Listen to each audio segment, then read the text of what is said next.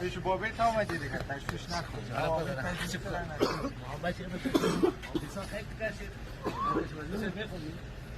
رفتم پیش در خدمت شرف نوکر همراه ششتم بچه عکس دادم جانم پدرم عکس دادم این بچه من بردم این وقتی سر بسیار کشت بعد اندازی آخر و یک جان سپاس از تمام نیروهای از تمام نیروهای هم از امنیتی هم از پلیس ما و هم از اردو و قند بابی یعنی یه ساش پولی ولی از دیگه از دیگه کم تگزیگه